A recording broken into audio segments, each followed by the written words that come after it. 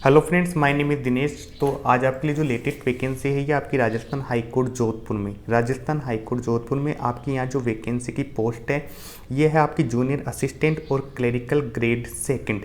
तो इसके regarding complete बात करेंगे। इसमें ओबीसी सर्टिफिकेट के बारे में, एज रिलैक्सेशन क्या है, साथ में education qualification, fees, exam pattern क्या है, सिलेबस क्या है, तो कंप्लीट डिटेल एनालिसिस करेंगे।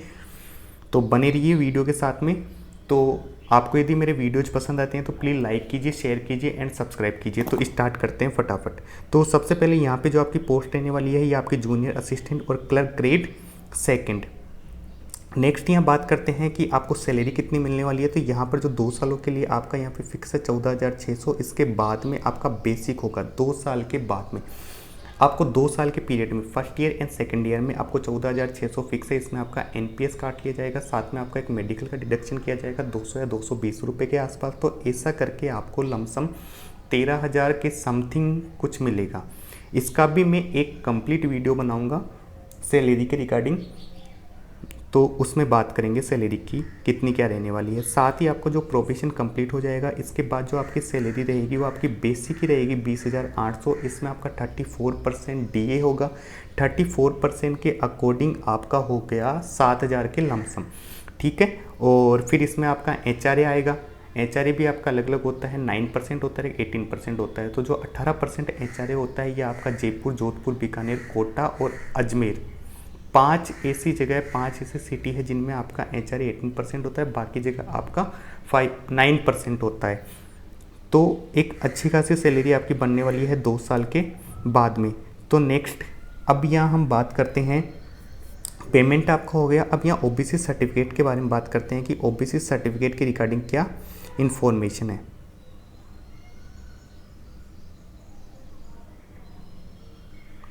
तो यहाँ पर आप देख सकते हो, देखो आपको यहाँ पे क्या कहा गया है कि अन्य पिछड़ा वर्ग एवं अति पिछड़ा वर्ग में आरक्षण हेतु सक्षम प्राधिकारी द्वारा विहित प्रारूप में नियमानुसार जारी किया गया वेद जाति प्रमाण पत्र प्रस्तुत करना होगा।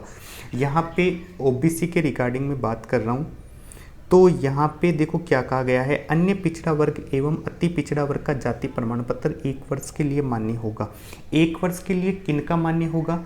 जो क्रीम लेयर में आते हैं, जो ओबीसी कैंडिडेट क्रीम लेयर में आते हैं उनका 1 साल का ही मान्य होगा। यानी कहने का मतलब ये हो गया, आपके एग्जाम फॉर्म भरने की लास्ट डेट क्या है? 22/9/2022 है। तो आपका जो ओबीसी सर्टिफिकेट बना हुआ होना चाहिए 22/9/2021 से 22/9/2022 के बीच का बना हुआ होना चाहिए, जो क्रीम लेयर में आते हैं। अब ये कहना चाह रहा है, लेकिन नीचे लाइन पढ़िए, लेकिन एक बार क्रीम लेयर में नहीं होने का प्रमाण पत्र जारी होने के उपरांत यदि आपने ओबीसी का सर्टिफिकेट बना रखा है नॉन क्रीम लेयर का, यदि एक बार आपने बनवा लिया है तो ये आपका 3 साल के लिए वैलिड है इस वैकेंसी के अकॉर्डिंग। 22/9/2022 आपकी लास्ट डेट है फॉर्म भरने की, तो इससे 3 साल पहले का यानी 22/9/2019 से लेकर के 22/9/2022 तक का 3 साल का ओबीसी नॉन क्रीम लेयर के लिए सर्टिफिकेट वैलिड है। वो इन तीनों सालों में नॉन क्रीम लेयर का ही होना चाहिए। ऐसा नहीं है कि जब उसने 22/9/2019 के बाद बनाया तो वो नॉन क्रीम लेयर में था, 2020 में क्रीम लेयर में आ गया, तो वो रॉन्ग हो जाएगा। वो तीनों सालों में नॉन क्रीम लेयर में ही रहना चाहिए। तो एक बार और मैं पढ़ लेता हूँ इसने क्या कहा, लेकिन एक बार क्रीम लेयर में नहीं होने का प्रमाण पत्र जारी होने के उपरांत अगर अभ्यर्थी आगामी वर्ष में भी क्रीम लेयर में नहीं है तो ऐसी स्थिति में अभ्यर्थी द्वारा विहित प्रारूप से सत्यापित शपथ पत्र प्रेस करने पर पूर्व में जारी प्रमाण पत्र मान लिया जाएगा। सिर्फ आपको एक सत्यापित शपथ पत्र पेश करना होगा और जो जारी प्रमाण पत्र को ही मान लिया जाएगा। अधिकतम 3 वर्ष तक किया जा सकता है। अधिकतम कितना? 3 वर्ष तक किया जा सकता है। तो यहाँ पर देखो आप और डिटेल में देख सकते हो, वर्तमान भर्ती यानी इसका मतलब क्या है? वर्तमान भर्ती परीक्षा के संबंध में चूंकि आवेदन करने की अंतिम दिनांक क्या है? 22/9/2022 है। अतः इस प्रवर्ग में आरक्षण हेतु दिनांक 22/9/2021 से 22/9/2022 की समयावधि में जारी जाति प्रमाण पत्र प्रस्तुत करना होगा। ये क्रीम लेयर के लिए कंडीशन है, जो क्रीम लेयर में आते हैं। लेकिन यदि अभ्यर्थी को दिनांक 22/9/2019 से 21/9/2021, यहाँ ये 2 वर्ष का पीरियड है, की समय अवधि में एक बार क्रीमी लेयर नहीं होने का प्रमाण पत्र जारी हो चुका। देखो ये कहना चाह रहा है कि 22/9/2019 से 21/9/2021 के बीच में यदि आपने ओबीसी सर्टिफिकेट बनाया है नॉन क्रीमी लेयर का और अभ्यर्थी आगामी वर्ष में भी क्रीमी लेयर में नहीं है और 21/9/2021 से लेकर के 22/9/2022 तक अभ्यर्थी नॉन क्रीमी लेयर में ही है, यानी क्रीमी लेयर श्रेणी में नहीं है, तो ऐसी स्थिति में अभ्यर्थी द्वारा विहित प्रारूप में सत्यापित शपथ पत्र पेश करने पर तो एक आपको शपथ पत्र यहाँ पेश करना होगा दिनांक तो 22/9/2019 से 21/9/2000 की समय अवधि में जारी उक्त प्रमाण पत्र को ही मान लिया जाएगा। तो अब मैं यहाँ पे टोटल कंक्लूजन बता देता हूँ क्या है। आपके एग्जाम फॉर्म बनने की लास्ट डेट क्या है 22/9/2022। यदि कोई क्रीमी लेयर में है तो उसका 1 साल का मान्य किया जाएगा, अर्थात उसने 22/9/2021 से 22/9/2022 के बीच बनाया हुआ है तो। और कोई यदि नॉन क्रीमी लेयर में है तो उसका 3 साल का वैलिड किया जाएगा, उन तीनों सालों में उसे नॉन क्रीमी लेयर का ही होना चाहिए। तो उसकी अवधि हो गई 22/9/2019 से 22/9/2021, 2 साल के बीच नॉन क्रीमी लेयर का बनाया हुआ है और अगले वाले वर्ष 2022 तक 22/9/2022 तक नॉन क्रीमी लेयर का ही है तो उसका मान्य कर लिया जाएगा। ठीक है, नेक्स्ट अब हम यहाँ देखते हैं ओबीसी सर्टिफिकेट के बारे में हो चुका। अब एजुकेशन क्वालिफिकेशन पे आते हैं कि आपकी एजुकेशन क्वालिफिकेशन क्या रहने वाली है इसके अकॉर्डिंग। तो यहाँ जो एजुकेशन क्वालिफिकेशन रहने वाली है ये है आपकी मस्ट बी ग्रेजुएट, ग्रेजुएशन इनको चाहिए, ग्रेजुएशन होनी चाहिए किसी भी फील्ड में, बीए, बीएससी, बीकॉम, बायो, किसी में भी आपकी ग्रेजुएशन होनी चाहिए और एक बेसिक कंप्यूटर नॉलेज होना चाहिए। ठीक है, नेक्स्ट यहाँ एज की बात कर ले हैं तो मिनिमम एज यहाँ पे 18 ईयर और मैक्सिमम एज आपकी 40 ईयर्स है। साथ में जो आपका रिलैक्सेशन दिया गया है वो आपका 5 ईयर के लिए होता है और ये किन किन को दिया जाता है, शेड्यूल कास्ट के लिए, शेड्यूल ट्राइब के लिए, SC ST हो गया, अदर बैकवर्ड क्लास के लिए और मोर बैकवर्ड क्लास या फिर इकोनॉमिकली वीकर सेक्शन और वुमेन कैंडिडेट। तो इनको आपका यहाँ पे रिलैक्सेशन है, मिनिमम एज 18 ईयर है, मैक्सिमम आपकी 40 ईयर्स है। तो education qualification complete, age complete. Next मैं आपका फीस का यहाँ पे बात करता हूँ कि आपकी फीस यहाँ क्या रहने वाली है। तो ओके, आपकी जो यहाँ पे फीस रहने वाली है सामान्य वर्ग यानी जनरल कैटेगरी, ओबीसी में जो आपका क्रीमी लेयर श्रेणी में आते हैं, अति पिछड़ा वर्ग में जो आपकी क्रीमी लेयर श्रेणी में आते हैं उनके लिए फीस है यहाँ पे 500 रुपये। बाकी जो ओबीसी कैंडिडेट है जो नॉन क्रीमी लेयर में आते हैं, अति पिछड़ा वर्ग है जो नॉन क्रीमी लेयर में आता है उनके लिए 400 रुपये फीस है। और राजस्थान के जो SC ST और दिव्यांगजन ये आते हैं इनके लिए 350 रुपये फीस है। 3 पैटर्न है, 500, 400, 350। तो यहाँ पे आपका फीस का स्ट्रक्चर कंप्लीट है। फीस के बाद अब मैं यहाँ एग्जाम पैटर्न की बात करता हूँ। सबसे इम्पोर्टेंट है आपका एग्जाम पैटर्न क्या रहने वाला है, तो एग्जाम पैटर्न पे डिस्कस करते हैं। तो सबसे पहले यहाँ पे मैं सेक्शन ए की बात करता हूँ कि आपका एग्जाम पैटर्न में क्या क्या रहने वाला है। सबसे पहले आपका यहाँ पे रिटन टेस्ट करवाया जाएगा जिसमें आपका पार्ट ए में हिंदी आएगी, बी में इंग्लिश आएगी, सी में आपका जनरल नॉलेज जिसे जीके कहते हैं। तीनों आपके 100 मार्क्स के रहने वाले हैं। साथ में यहाँ पर मिनिमम मार्क्स लाना भी जरूरी है। 300 का आपका पेपर में SC ST और PH फिजिकल हैंडीकैप कैंडिडेट को 120 नंबर यहाँ पे मिनिमम मार्क्स पेपर में लाना जरूरी है। 300 में से कितने, 120। 120 का मतलब कितना हो गया आपका 40%।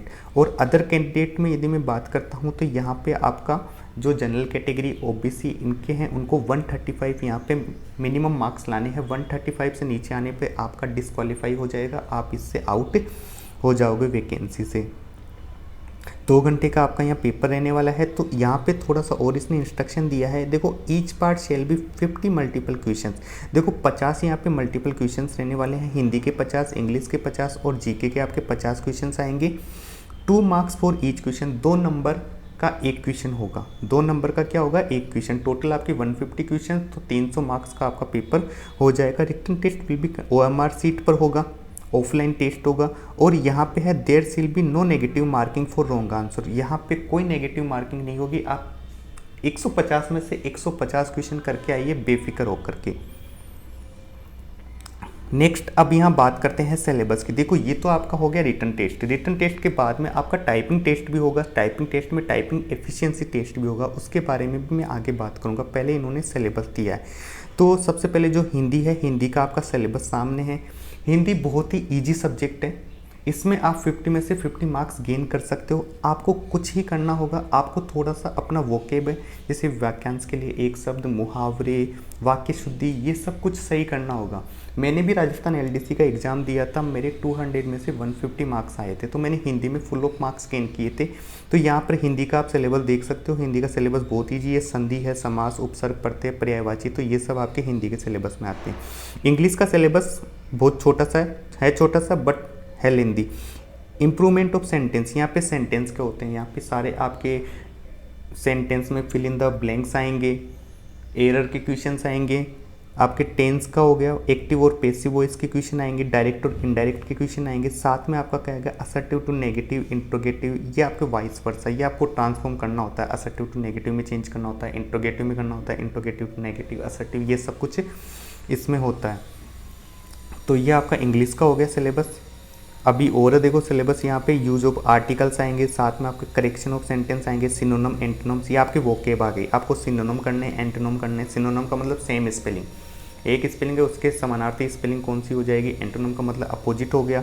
वन वर्ड आएगा आपका, प्रीफिक्स और सफिक्स आएगा, कन्फ्यूजेबल वर्ड, इडियम और फ्रेज, ये सब आपकी वोकेब्स है। यहाँ से भी आप ज़्यादा से ज़्यादा याद करके समझ करके नंबर बना सकते हो। जनरल नॉलेज में आपका करंट अफेयर वाला सेक्शन आएगा। करंट अफेयर मस्ट है, करंट अफेयर को बहुत अच्छे से कीजिए। करंट अफेयर करने का सबसे अच्छा तरीका क्या होता है, करंट अफेयर करने का सबसे अच्छा तरीका डेली लेक्चर देखिए करंट अफेयर के, और डेली उसके नोट्स बनाइए, शॉर्ट नोट्स बनाइए। आपको लगभग 6 महीने का करंट पूछा जाता है मैक्सिमम कंडीशन में, और मैक्सिमम इसमें भी आपका क्या होता है, जो आपके स्पोर्ट्स से रिगार्डिंग कौन सी किताब किसने लिखी, और साथ में आपके इम्पोर्टेंट इवेंट्स क्या क्या हो रहे हैं, नई नई सरकार की योजनाएं क्या, ये करंट अफेयर ज़्यादा आता है। तो यहाँ पे ये करंट अफेयर आपको मस्ट करना। ज्योग्राफी के क्वेश्चंस और हिस्ट्री और कल्चर, टोटल आपकी राजस्थान आ गई, हिस्ट्री आ गया, कल्चर आ गया, ज्योग्राफी आ गई, और आपका करंट अफेयर आ गया। नेक्स्ट यहाँ देखते हैं सेक्शन बी आपका क्या रहने वाला है। सेक्शन बी जैसे मैंने कहा था, सेक्शन ए आपका रिटन टेस्ट होगा, उसके बाद आपका टाइप राइटिंग टेस्ट होगा उन कंप्यूटर पे, साथ में आपका क्या होगा, स्पीड एंड एफिशिएंसी टेस्ट होगा। देखो सबसे पहले जो पेपर फर्स्ट होगा इसके अंदर स्पीड टेस्ट होगा, हिंदी और इंग्लिश। तो यहाँ पे आपको क्या होगा, 5-5 मिनट का टाइम दिया जाएगा। हिंदी में भी आपको टाइप करना होगा और इंग्लिश में भी आपको टाइप करना होगा। तो यहाँ पे मैक्सिमम मार्क्स रहते हैं 25-25, तो टोटल हो गया आपको 50 में से 20 मार्क्स तो मिनिमम लाने होंगे किसको, SC ST और फिजिकल हैंडीकेप्ड पर्सन को, और 22.5 यहाँ पे मिनिमम मार्क्स लाने होंगे 50 में से अदर कैंडिडेट को। मिनिमम क्वालिफाइंग मार्क्स का मतलब ये हो गया, आपने रिटर्न में बहुत अच्छा कर दिया, 80% आपने बना लिया, बट यहाँ पे आप सेकंड पेपर में आने पर यदि आप एक भी सेक्शन, जैसे इसमें पेपर फर्स्ट है स्पीड टेस्ट का, जिसमें 22.5 मार्क्स आपके नहीं बने तो आप फेल हो। तो यहाँ पे ये मिनिमम मार्क्स का ध्यान रखना, मिनिमम मार्क्स लाने जरूरी है। साथ में जो आपका सेकंड एफिशिएंसी टेस्ट होगा ये आपका 10 मिनट का होगा, इसमें आपका ये 50 मार्क्स का होगा, और मिनिमम वही आपको 20 लाने हैं, 22.5 अदर कैंडिडेट को लाने हैं। तो जो एफिशिएंसी टेस्ट होता है इसमें एक्चुअली क्या होता है, आपका जो पैराग्राफ होता है, कोई लाइन को आप बोल्ड करवाएगा, किसी को इटैलिक करवाएगा, किसी को राइट शिफ्टेड करवाएगा, किसी को लेफ्ट शिफ्टेड कराएगा। ये सब जो माइक्रोसॉफ्ट वर्ड में जो होता है ये सब इसमें एफिशिएंसी टेस्ट में आपका लिया जाता है। तो यहाँ पे एग्ज़ाम पैटर्न पूरा कंप्लीट हो गया, सिलेबस कंप्लीट हो गया। साथ में यहाँ पे मैं अब बात कर लेता हूँ इम्पोर्टेंट डेट्स की। आपकी इम्पोर्टेंट डेट्स क्या क्या रहने वाली है। देखो ऑनलाइन आवेदन करने की जो समय सीमा है ये आपकी 22 अगस्त 2022 सोमवार से स्टार्ट होके 22/9/2022, अगस्त में 22 तारीख से स्टार्ट हो गया, सितंबर में 22 तारीख इसकी लास्ट डेट है, और फीस भी जमा कराने की सेम यही है, लेकिन इसमें एक दिन एक्स्ट्रा कर रखा है कि 23/9/2022 तक आप फीस जमा करा सकते हो। तो ओके फ्रेंड्स, इस वैकेंसी की और जो एग्ज़ाम की डेट यहाँ पे इन्होंने अभी दी नहीं है, तो एग्ज़ाम की डेट जल्दी आपको पता चल जाएगी जैसे जैसे इनकी ऑफिशियल वेबसाइट आएगी उसके अकॉर्डिंग। तो ओके फ्रेंड्स, मैंने अब कंप्लीट डिटेल आपको जानकारी दे दी है इसके बारे में, और इसकी सैलरी के रिगार्डिंग में आगे और वीडियो बनाऊंगा जिसमें आप इसकी सैलरी के बारे में देख पाओगे कि इसमें कितनी सैलरी आपको मिलने वाली है। एग्ज़ाम बहुत ईजी है, नेगेटिव मार्किंग नहीं है, 150 क्वेश्चंस है, 300 मार्क्स के, मिनिमम मार्क्स का ध्यान रखना। बहुत अच्छी वैकेंसी है। टोटल यहाँ पे वैकेंसी की और बता देता हूँ, 2756 यहाँ वैकेंसी रहने वाली है। टोटल जो क्लर्क की आपकी वैकेंसी है 2058 क्लर्क की है, जूनियर असिस्टेंट की 378 है, और जूनियर जुडिशियल असिस्टेंट की है 320 टोटल आपकी 2756 सीट है। तो ओके फ्रेंड्स, तैयारी कीजिए। Thank you.